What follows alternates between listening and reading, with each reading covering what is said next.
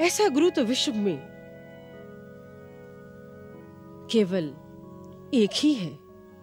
यदि वो तुम्हारा मार्गदर्शन कर सके तो तुम्हारी मनोकामना पूरी हो सकती है।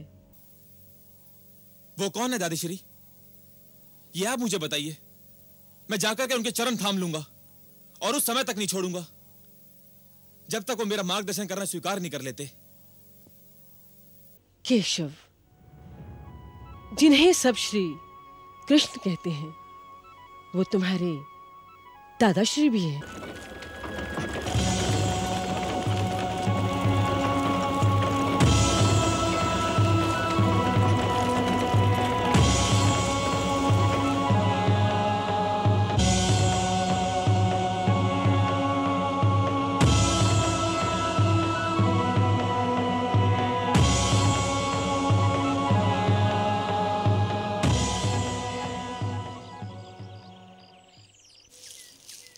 वत्स, तुमने हमें याद किया, हम आ गए।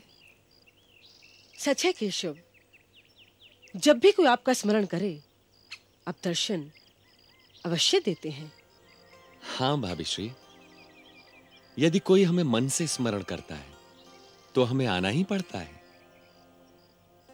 कहो वत्स, क्या इच्छा है तुम्हारी? बस इसने तो एक ही रट लगा रखी है केशव, इसे तो आपको गुरु बनाना है। वत्स, इस देश में गुरुजनों की क्या कमी है? तुम हमें ही गुरु क्यों बनाना चाहते हो? इसलिए कि दादीश्री कहती हैं कि आप ज्ञान के भंडार हैं। आपसे जिसे मार्गदर्शन मिलेगा उसे सब कुछ मिल जाएगा, क्योंकि आप मार्गदर्शकों के मार्गदर्शक हैं। आप मेरा भी मार्गदर्शन कीजिए। मैं आपका पौत्र हूं और एक पौत्र होने के नाते क्या आप पर मेरा कोई अधिकार नहीं? अवश्य है पौत्र, अवश्य है। किंतु कुल और परिवार अपने स्थान पर होते हैं और गुरु शिष्य का नाता अपने स्थान पर। यदि तुम्हें हमारा शिष्य बनने का अधिकार है तो हमें भी यह देखने का अधिकार है कि तुम हमारे शिष्य बनने के योग्य हो भी या नहीं। आप मेरी योग्यता की परीक्षा ले सकते हैं दादाश्री। ठीक है वत्स, हम तुमसे कुछ प्रश्न पूछते हैं। यदि तुमने उनका ठीक ठीक उत्तर दिया तो हम तुम्हारा मार्गदर्शन अवश्य करेंगे। मैं आपके हर प्रश्न का उत्तर देने के लिए तैयार हूं। अच्छा, तो सबसे पहले यह बताओ वत्स कि गुरु और भगवान में कौन अधिक श्रेष्ठ होता है? गुरु। गुरु क्यों?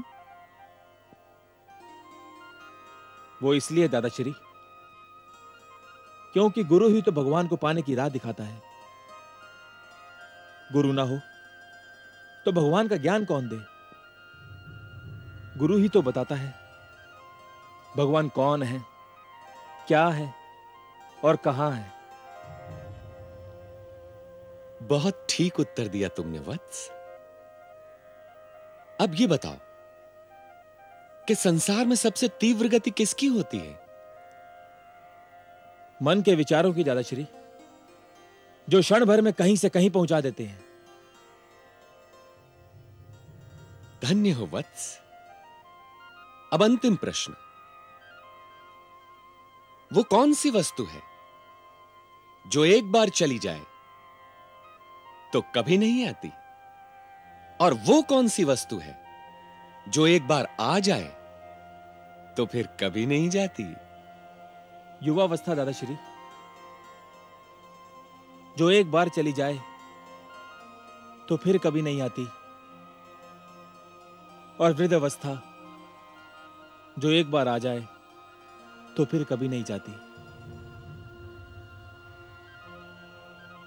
हम प्रसन्न हुए, तुम परीक्षा में सफल हुए वत्स।